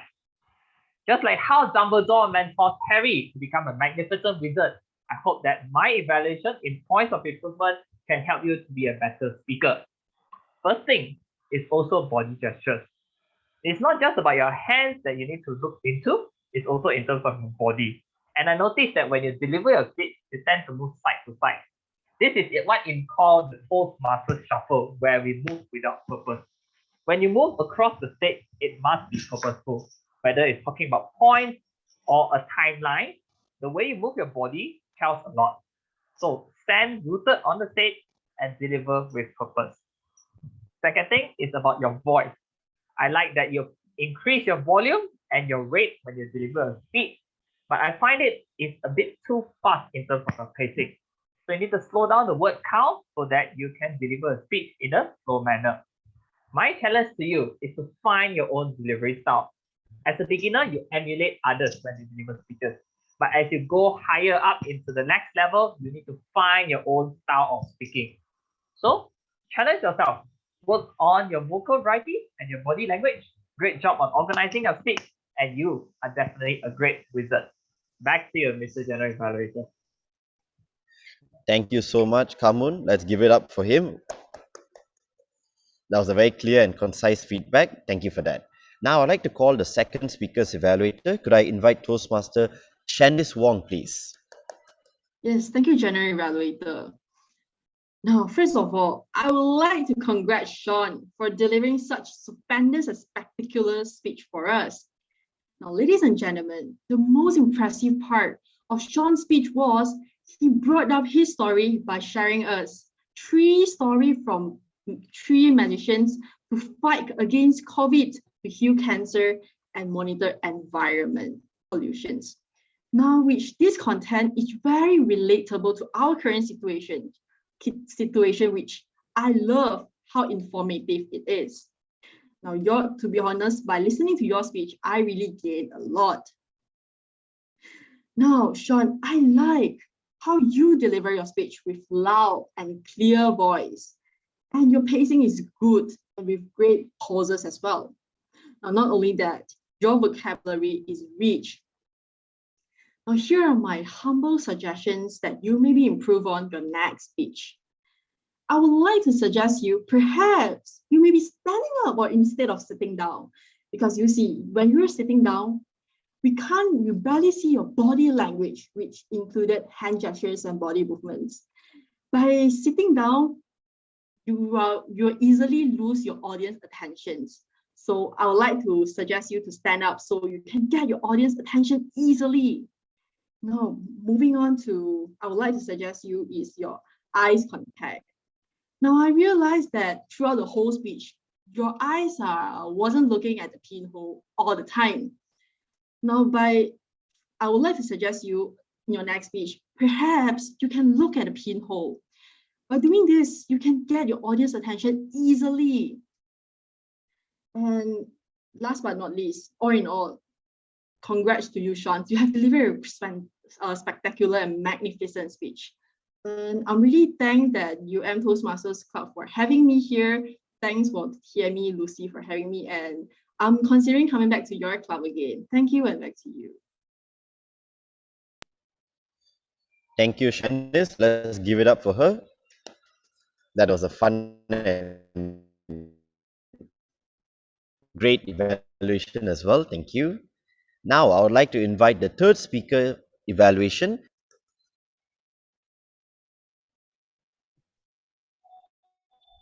All right, am I audible? Yes, you are audible. All right, nice, thanks. Ladies and gentlemen, Toastmaster Joshua has delivered a magnificent speech tonight. As all of you here are definitely aware of, Toastmaster Joshua is very knowledgeable about the topic that he delivered.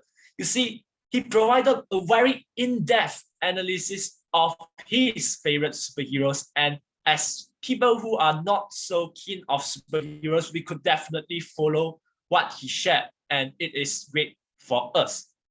And also, Toastmasters Joshua's speech is actually very old. He provided his reasons for loving his favorite superheroes, and he tried to relate them to himself, which makes his speech more personal and more relatable. Next, Toastmaster Joshua also demonstrated good vocal variety. As he was speaking about his topic, he made sounds like made out of scraps. Yeah, this kind of sound effects that makes his speech more engaging and also more humorous, which I find very good. And subsequently, Toastmaster Joshua also has interesting body language. As all of you must be aware of, when Toastmaster Joshua was talking about the monsters in Ultraman, he tried to do something like a dark monster or a rather T-Rex monster, which makes his speech very interesting and humorous because we can sort of visualize the monster that he is trying to convey, and it is also very cute looking. So I think that's a very plus point. So for the rooms of improvement, Toastmaster Joshua, I feel that your camera angle is a little bit off, as when I was looking at your speech, I could only see like half your hands moving around. So you have very interesting body language. So I feel that it is kind of let down when I can't fully see the interesting body language that you are trying to show. So perhaps you can try to adjust your camera angle.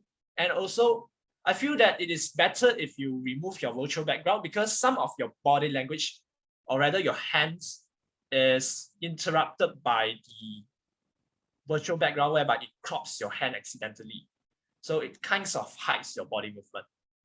Also, another point that I would suggest is that you could try to engage with your audience more, because a superhero topic is something that all of us here are mostly able to connect to. So that I believe that a lot of the audience here is eager to interact with you. So perhaps you could try to ask and interact with the audience more during your next speech. So to challenge yourself, I would say you could try to be more daring during your role play. Like when you are trying to role play as Spider-Man, you could try to like Spider-Man pew pew pew instead of just Spider-Man.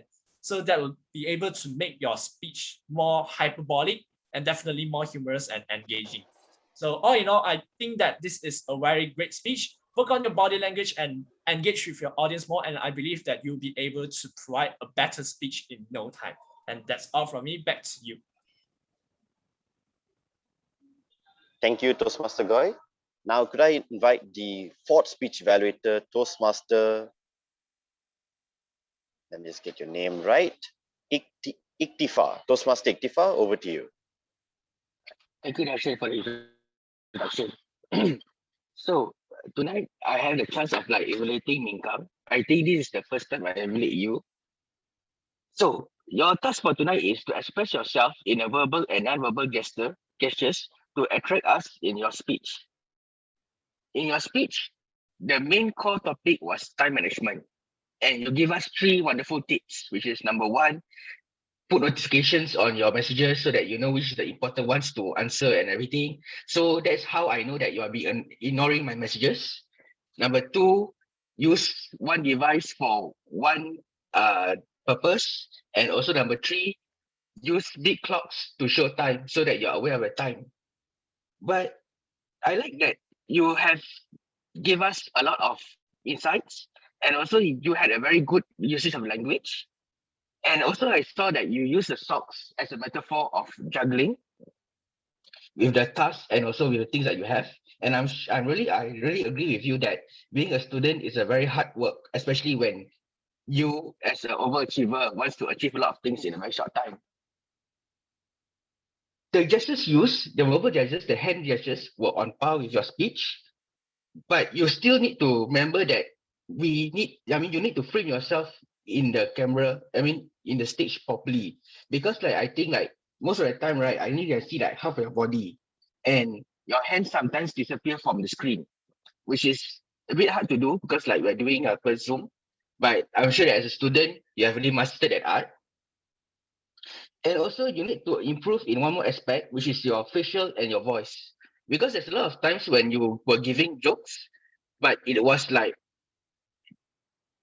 it's really like didn't match up. And we like were saying that, yeah, but it's really fall flat. Like there's one joke you tried that I use the laptop to watch videos, but I will not tell you what kind of videos I watch.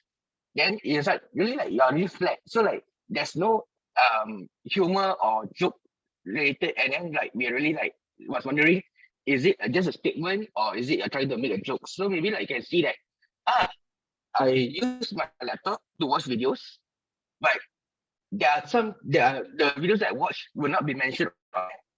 So you need to have a variety in your speech so that the jokes and also the points can be driven across.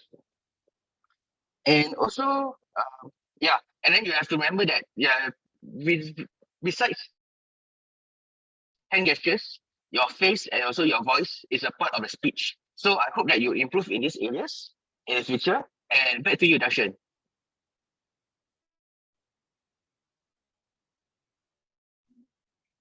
Thank you so much, 𝐸𝐸. That was an awesome evaluation. Thank you.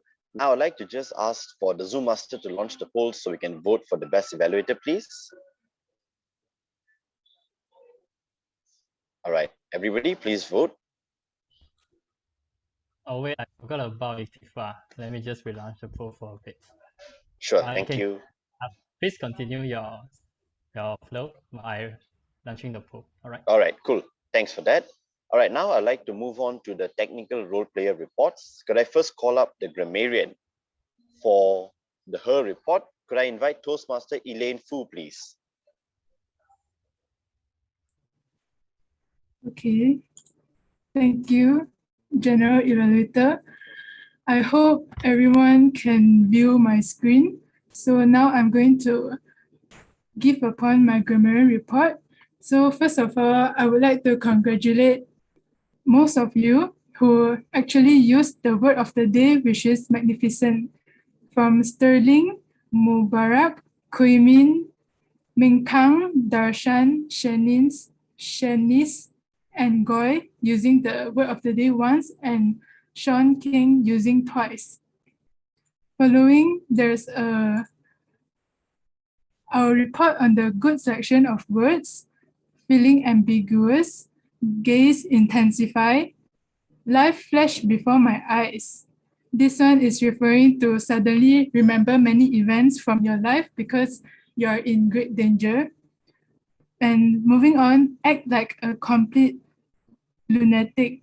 So lunatic is actually another word of saying a person is gila. Yeah. And moving forward, this distinct relation, enjoy life to the fullest, fascinated, end violence with kindness, spectacular, metaphor of. And some incorrect pronunciation, which is hard, pronounced as hard, which is the common mistake done by Asians. So when you pronounce hard, make sure you roll your tongue on the R and a soft D at the end, so should be hard.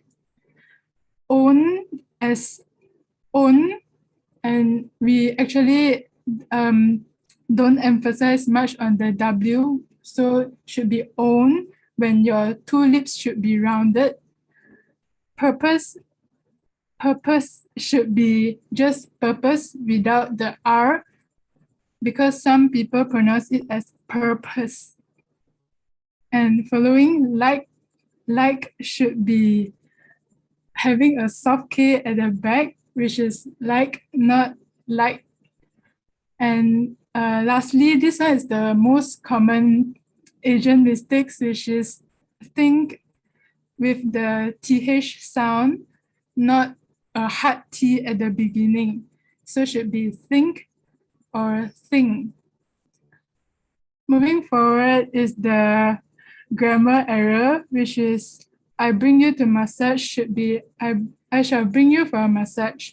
As Asian should be as Asians. Jinja is a Korean word, so I mean I understand it's just effect during your speech, but the correct word should be really. Sometime when you use it in the beginning of the sentence should be sometimes with the S. A mice should be just mice because mice is a plural. Big in size should be just big because in size is a bit redundant.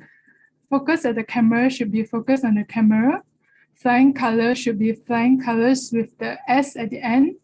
3 stories should be 3 stories as a plural. Eyes contact should be eye contact. And last but not least, I'll just give some of my comments, which is I noticed that Sterling, when he's giving the ghost story, he has very good selection of words and he has used wide range of vocabulary, which is I'm quite impressed. And I also noticed that Kuimin and Genting have very good pronunciation, such as the TH sound and the D sound, like hard or think. Lastly, I would like to say that Harry Potter is a very interesting theme. And the topics for the table topic session was also very interesting. Yeah, so congratulations to all, and back to you, General Evaluator. Thank you so much, Elaine. Thank you for that detailed report. Well done. Now, can I invite the R counter for tonight, Toastmaster Danish, please?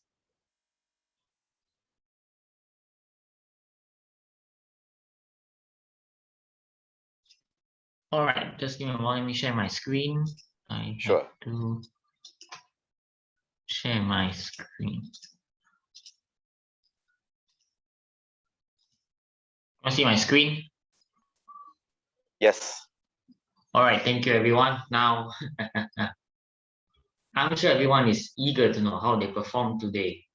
Well, I'll be presenting my report on that. However, some of you escaped because I actually had a phone call after table topic speaker 3, and therefore I had to miss out. Table topic speaker 3 was an important one until speaker 3. Therefore, for table topic speaker 4 onwards until speaker 3, you all escape the prison for tonight. But however, I'll be back. Now, let's start off with the report. First of all, I'd like to extend my big thank you for UMTMC for providing me a template. However, I prefer my own template. Therefore, I'll be using my template. If you all can see it here. First of all, we'll start with SAA and speaker 4. Who is the VPE Toastmaster Minkang? You have 3 ums, 9 so's, 10 ends, 3 buts, which gives us a total of 25. TOE Lucy, you have 1 2 ends. Therefore, you have a total of 3. President Kianting, 1 6 ends. I hope everyone can see it. If you need to enlarge the screen, do let me know. Oh, green already. 1 6 ends, which gives a total of 7. Grammarian Elaine, 1 6 1 so, 7 ends, which gives a total of 15. Story 1 Sharon, 1 4 so's, 22 ends, 1 but, 1 like, 1 right, which gives a total of 30. Sterling, 2 so's, 3 ends, which gives a total of 5. Story 3 Mubarak, 3 so's, 7 ends, 1 but, which gives a total of 11. Story 4 Mark, 4 R's, 1 so, 4 N, 1 Chin Chai, I don't know what is that for. Total 10. Okay, table topic master Queen, 7 so's, 6 ends, 1 ya, which gives a total of 14. Table topic 1 Kaide, 7 ends, 2 buts, which gives a total of 9. Table topic 2 and evaluator 4, Iktifa, 5 so's, 4 ends, 3 buts, 3 likes, 1 ya, which gives a total of 16. Topic 3 speaker 3 Yenny, 2 ends, which gives a total of 2. GE Darshan, perfect. Table topic evaluator Ricky Su, 2 so's, 5 ends, which gives a total of 7. Evaluator 1 Kamun, 1 1 so, 1 end. So it gives a total of 3. Evaluator 2 Shanice, 1 end, which gives a total of 1. Evaluator 3 Goy, 1 so, 1 end, and 2 likes, which gives a total of 4. That's all for me for now, but don't worry. Okay, R counter 1 can add on 1 byte. If that's all for me for now. Back to you, General Evaluator. Thank you, Danish. That was a very detailed report. I like your passion as well. Thank you for that. And last but not least, can I invite the timer for tonight? Could I invite Toastmaster Valerie Lim, please?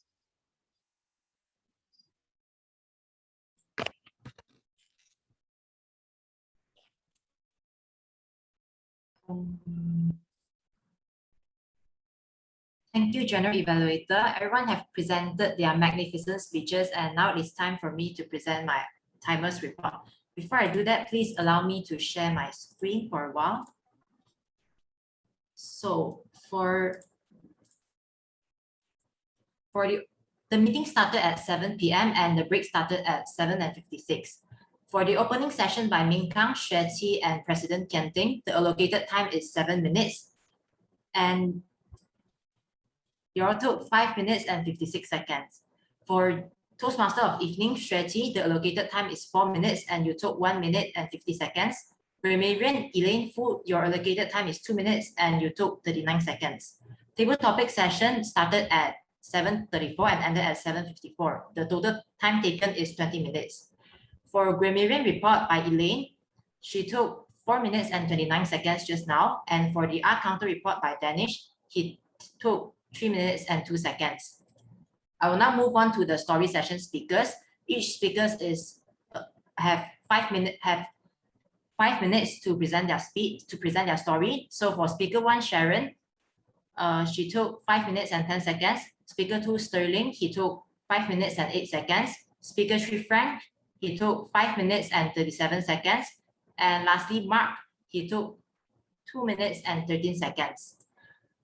For the table topic speakers, every speaker is allocated a time of 2 minutes. So for speaker 1, 𝐂𝐤𝐿, you took 2 minutes and 11 seconds. 𝐷𝐸𝐹, 2 minutes and 19 seconds. Speaker 3, Yanni, 2 minutes and 1 second. And lastly, 𝐵𝐸𝐿, 2 minutes and 14 seconds. I will now move on to the project speakers. So every speaker have 5 to 7 minutes to present their speech. For speaker 1, Kian Ting, you took 5 minutes and 22 seconds. Speaker 2, Sean, you took 6 minutes and 1 second. Speaker 3, Joshua Lim, you took 7 minutes and 13 seconds. And lastly, Min Kang, you took 7 minutes and 50 seconds. Last but not least, the evaluator speakers. For table topic evaluator, Ricky Su, you took 5 minutes and 30 seconds. Speaker 1, 𝐸𝐿, you took 3 minutes and 30 seconds. Speaker 2, Shanice Wong, 2 minutes and 7 seconds. Speaker 3, Goy, 3 minutes and 22 seconds. And lastly, Speaker 4, 𝐸𝐸𝐹, you took 2 minutes and 34 seconds. That's all for my timers report. Thank you, and back to you, General Evaluator. Thank you so much, Valerie. That was a really, really good report. And now could I ask the Zoom master to launch the polls, please? So we can vote for our favorite role player report. So we have the grammarian, 𝐸, and timer. Could I get the polls up, please? Thank you. Oh, it includes the SAA, TTM, TME as well. Wow, that's pretty cool. All right, thank you for that. All right, now comes the time when I will give my general evaluation report. So first and foremost, I would like to say thank you for inviting me to be the general evaluator tonight. And I appreciate the invite, and the whole meeting was quite fun and entertaining. At the same time, it was professional and we kept the levels very high throughout the entire meeting. And I really enjoyed how we followed the theme of the meeting, Harry Potter, and it was very clear through the speeches, especially the table topics, even throughout the storytelling sessions in the beginning. So I thought all that was really well done. Also, I'd like to give some feedback for the Toastmaster of the evening. I believe the Toastmaster of the evening did a very good job in terms of arranging the whole flow of tonight's meeting, and also in terms of engaging the speakers after they have done their speeches by giving them some applause, giving some nice words of feedback. So all that was done very well. And I also like how the Toastmaster of the evening felt very comfortable and definitely came off as confident towards us as an audience, or towards myself at least as an audience. I do want to just help the TME with just 1 or 2 things. First being the format of introducing a speaker. For example, you should always go with name, speech title, and name. So that'll be a better way for people to know when they should start speaking. Another thing that you could also do to further improve is to have a quick reminder in terms of the timing, so that the speakers and the audience is aware that all speeches are, for example, 5 to 7 minutes or so on. Another feedback I would like to give is it's good to get the evaluators to read the purpose statements to the speakers. However, it would be even better for both the speaker and the audience, and also the particular evaluator, for the general evaluator to read the purpose to the evaluator. For example, the notes to the evaluator. So that way, everyone knows what exactly is the project that the speaker is doing. Another feedback I'd like to point out is, in terms of the flow of speeches, I noticed when it comes to the prepared speeches, there was a mixture of level 1s and level 2s. So what I would recommend is doing it in an ascending order. For example, do your level 1s first, level 2, and then so on and so forth. Because I noticed it was a bit of a mix. So that's just another area that we can improve on. Another thing that I'd like to point out on was it's a very small nitpicking, but the spelling of my name was actually spelled DH. There's a H missing, so that's a very small nitpicking. Another thing I would like to just check in with the team is in terms of the titles. I noticed that the titles are not done on the first part of the name, but instead on, if I'm not mistaken, the 5th page of the agenda, which I'm looking at, where we have the full title and full name. So that is something which is different. And if that's a club tradition, then all good. If not, we can also remind the audience to refer to the 5th page of the agenda so that we know each person and what's their title. Because these titles are, at the end of the day, only valid in a Toastmasters meeting. And it's good to recognize people's achievement with their name and the title as well. Other than that, I think the TME did an amazing job, especially because from my understanding, it's her first time. So good job on that. In terms of the other aspects of the role players, I like the storytelling session, the mysterious journey story session. For me, that was really interesting and something really unique because there was some scary stories, some comedy stories, some fun stories. So I like how there's a mix of stories going on. So that was good. Table topic session was amazing because the graphics, the share slide, was all very on point, on brand with the team. So that was really well done. However, I will concede, being not a Harry Potter fan, I kind of felt a bit left out. So maybe, just maybe, there could be some way to get the whole crowd in. Other than that, good job. And the next thing, in terms of the prepared speeches, I think all were at a very high level today. So that was a good job. In terms of the evaluation as well, tonight's evaluations around from the table topic to all the 4 prepared evaluators, also a very good job. I do want to mention one thing, which is that when it comes to evaluation, always remember it's a personal feedback and it's your personal opinion towards the speaker. And it's also good to talk on 2 things. One is whether or not did the speaker achieve the objectives of their project. And number 2, it's also always good to do a quick recap of your main points. For example, what the speaker did well and what the speaker can improve on in your conclusion. So that way it gives a nice summary when you're trying to conclude your evaluation. And in terms of the 3 technical role players, the grammarian, 𝐸 and timer, I think all 3 did really well, especially they shared their screen. It was very detailed, very clear cut for us as an audience and for myself to watch and see as well. So that was all well done. In terms of the general flow of the agenda, I think we are doing very well in terms of time. And I think that's a big kudos to the EXCO for doing a very clean and proper agenda. And also to all of us here for doing our reports to the T, in a way, in following the timing. So from me, my last words is, I enjoyed the meeting. It was a magnificent meeting. I know the grammarian stopped counting, but I'm still going to use it anyways. Thank you once again for having me as your general evaluator. And I would like to pass control of the screen back to the Toastmaster of the evening. Over to you. Thanks for DH for the wonderful sharing. Now we go to the another session, award presentation. Now, can I request our SAA to share the screen?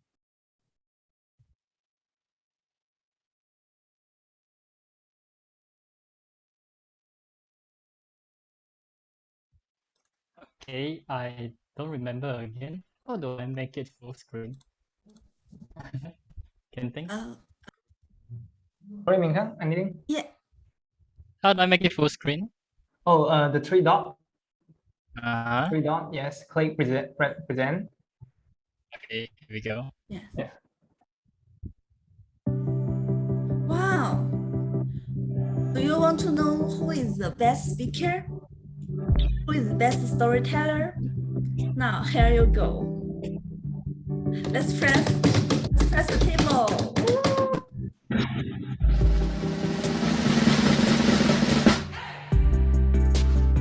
Our best storyteller is Sterling. Congratulations.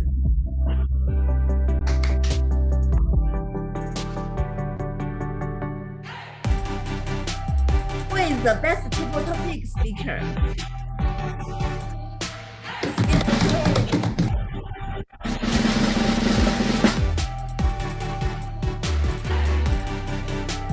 Our best table topic speaker is 𝐂𝐻𝐿. Beautiful.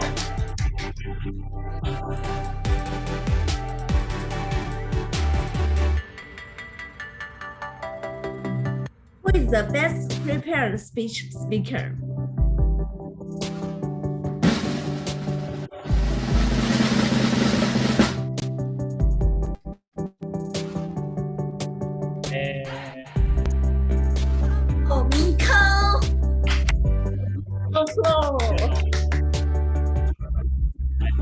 Congratulations!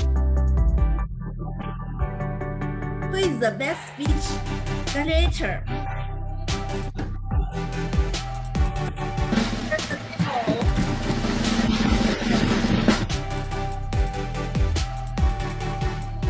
Oh, 𝐿𝐸𝐵𝐻!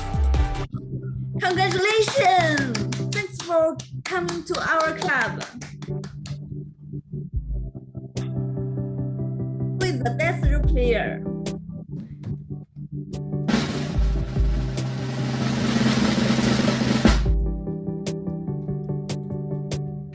𝐸𝐸𝐵! Congratulations!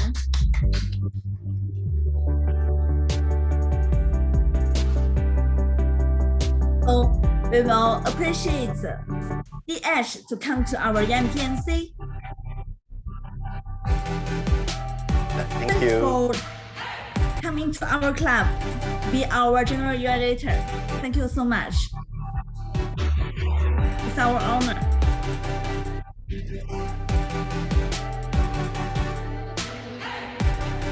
Let's give applause to everyone. Thanks for joining UMTMC 319 meeting. Thanks for everyone.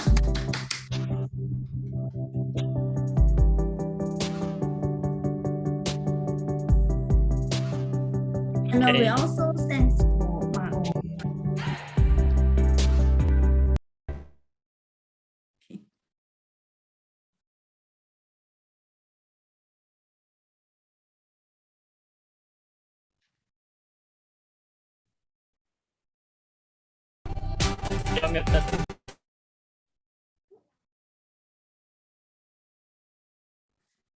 Now, I would like to pass floor to our member Joshua to give announcement.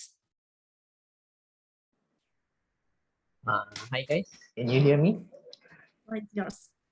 Yes, okay. So for tonight, I have two announcements.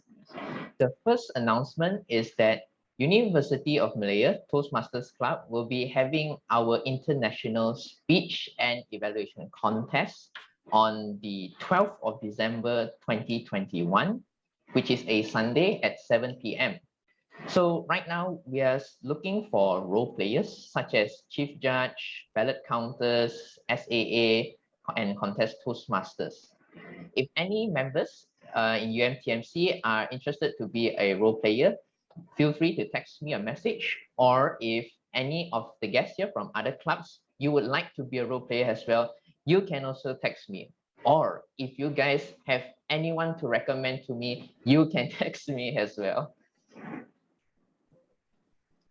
And as for the registration of the International Speech and Evaluation Contest, it will be open later.